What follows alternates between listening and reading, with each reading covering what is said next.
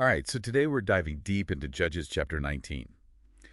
And this is a story that our sources describe as maybe the most violent, the most morally shocking narrative in the entire Old Testament. It really is. It's set in this chaotic time where the text famously says there was no king in Israel. It's a total moral freefall. So our mission here is to unpack this really bizarre chain of events with a Levite, his concubine, and a horrifying crime in a city called Gibeah. Exactly. But it's more than just the crime. We're using this story to look at a complete catastrophic collapse of social duty.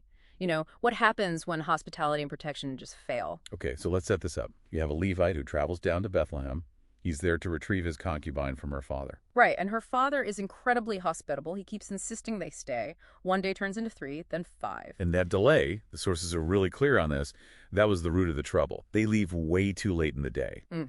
So as night starts to fall, they're approaching Gibeah, which, is ancient Jerusalem. But it's occupied by foreigners, the Jebusites. And the Levite makes this fatal choice. He says, no, we're not staying in a city of foreigners.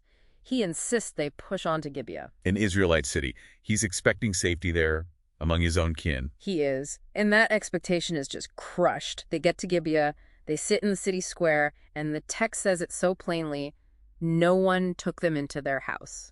The failure is immediate. Total failure of kinship.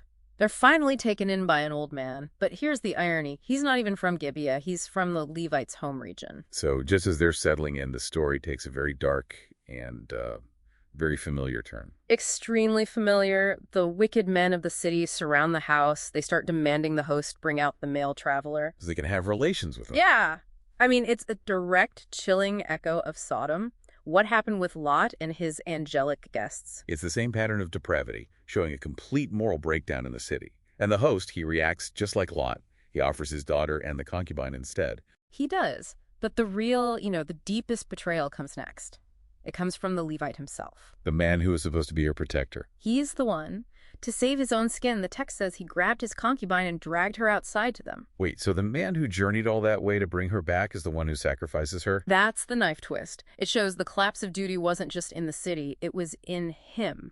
That is the absolute core of the story. So she's abused all night. At dawn, she collapses at the front door. And the Levite's reaction in the morning is, it's just ice cold. He gets up, opens the door, sees her lying there, and just says, "Get up, let's go." Yeah, no care, no compassion. He doesn't even check on her, but she was already dead. And that terrible moment, it just sets up this grotesque climax. He gets her body home. And he takes a knife, cuts her body into 12 pieces, and sends one piece to each of the 12 tribes of Israel. So we have to ask, why? Was this just a final act of madness from a broken man? No, it was a signal. A calculated, horrifying political act. The people who saw it said nothing like this had happened since Israel left Egypt. It was a message. A message that led directly to a civil war. The immediate catalyst. He used her body to expose the horror of Gibeah to everyone. So to bring this back for you, the listener, the tragedy here isn't just the crime itself. It's that foundational failure.